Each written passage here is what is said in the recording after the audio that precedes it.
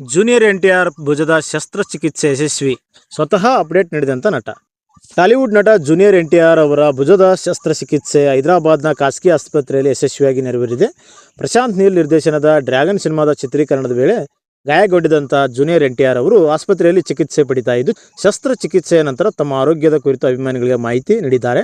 ಅವರು ಕ್ಷೇಮವಾಗಿದ್ದಾರೆ ಎಂಬುದನ್ನು ತಿಳಿದ ಅಭಿಮಾನಿಗಳಿಗೆ ಸಮಾಧಾನ ಆಗಿದೆ. ಶಸ್ತ್ರಚಿಕಿತ್ಸೆ ಯಶಸ್ವಿಯಾದ ಬಳಿಕ ಬುಧವಾರ ಆಗಸ್ಟ್ 12 ಸಂಜೆ ಸೋಷಿಯಲ್ ಮೀಡಿಯಾದಲ್ಲಿ ಪೋಸ್ಟ್ ಹಂಚಿಕೊಂಡಂಥ NTR ಅವರು, ನಿಮ್ಮೆಲ್ಲರ ಪ್ರೀತಿ ಮತ್ತು ಪ್ರಾರ್ಥನೆಗೆ ನಾನು ಆಭಾರಿಯಾಗಿದ್ದೇನೆ.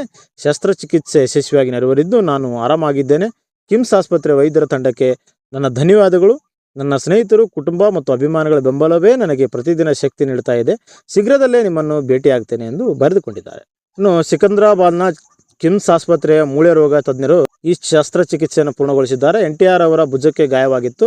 ತಜ್ಞ ವೈದ್ಯರ ಸಮಾಲೋಚನೆ ನಂತರ ಅವರು ಶೀಘ್ರವಾಗಿ ಮತ್ತು ಪೂರ್ಣ ಪ್ರಮಾಣದಲ್ಲಿ ಚೇತರಿಸಿಕೊಳ್ಳಲು ಆರ್ಥೋಸ್ಕೋಪಿಕ್ ಶಸ್ತ್ರಚಿಕಿತ್ಸೆ ಅಗತ್ಯವೆಂದು ನಿರ್ಧರಿಸಲಾಯಿತು. ಸರ್ಜರಿ ಸಂಪೂರ್ಣ ಯಶಸ್ವಿಯಾಗಿದ್ದು ಅವರು ಚೇತರಿಸಿಕೊಳ್ತಾ ಇದ್ದಾರೆ. ಮುಂದಿನ 2 ರಿಂದ 3 ತಿಂಗಳ ಕಾಲ ಸೂಕ್ತ ವೈದ್ಯಕೀಯ ಮಾರ್ಗದರ್ಶನದಲ್ಲಿ ಪುನಶ್ಚೇತನ ಪ್ರಕ್ರಿಯೆಗೆ ಒಳಗಾಗಲಿದ್ದು ಶೀಘ್ರದಲ್ಲೇ ಸಂಪೂರ್ಣ ಗುಣಮುಖರಾಗಲಿದ್ದಾರೆ ಎಂದು ಆಸ್ಪತ್ರೆಯ ಪ್ರಕಟಣೆ ತಿಳಿಸಿದೆ. ಇನ್ನು ಜುಲೈ ಕೊನೆಯ ವಾರದಲ್ಲಿ ಡ್ರ್ಯಾಗನ್ ಸಿನಿಮಾದ ಚಿತ್ರೀಕರಣ ನಡೀತಾ ಇದ್ದಾಗ ಜೂನಿಯರ್ NTR ಅವರಿಗೆ ಗಾಯ ಆಗಿತ್ತು. ಆ ಸಮಯದಲ್ಲಿ ಈ ವಿಷಯನ ಅಧಿಕೃತವಾಗಿ ದೃಢಪಡಿಸಿದಂಥ ಸಿನಿಮಾ ತಂಡ NTR ಅವರಿಗೆ ಭುಜಕ್ಕೆ ದುರದೃಷ್ಟವಶಾತ್ ಗಾಯವಾಗಿದೆ ಎಂಬುದನ್ನು ತಿಳಿಸಲು ವಿಷಾದಿಸುತ್ತೇವೆ. ವೈದ್ಯಕೀಯ ತಪಾಸಣೆಯ ನಂತರ ಅವರು ಸಂಪೂರ್ಣವಾಗಿ ಹಾಗೂ ಸುಲಭವಾಗಿ ಚೇತರಿಸಿಕೊಳ್ಳಲು ತಜ್ಞ ವೈದ್ಯರ ತಂಡವು 6 ರಿಂದ 8 ವಾರಗಳ ಕಾಲ ಸಂಪೂರ್ಣ ವಿಶ್ರಾಂತಿ ಪಡೆಯುವಂತೆ ಸಲಹೆ ನೀಡಿದೆ ಎಂದು ಪತ್ರಿಕಾ ಪ್ರಕಟಣೆ ಹೊರಡಿಸಿತು.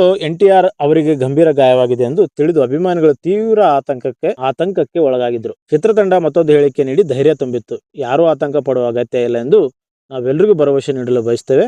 ಅವರ ಆರೋಗ್ಯ ಮತ್ತು ಚೇತರಿಕೆ ಕುರಿತು ಸೂಕ್ತ ಸಮಯದಲ್ಲಿ ಅಧಿಕೃತ ಅಪ್ಡೇಟ್ಗಳನ್ನು ನಾವು ಹಂಚಿಕೊಳ್ತಿರ್ತೇವೆ. ನಿಮ್ಮ ಬೆಂಬಲಕ್ಕೆ ಧನ್ಯವಾದಗಳೆಂದು ಆ ಸಂದರ್ಭದಲ್ಲಿ ತಿಳಿಸಲಾಗಿತ್ತು.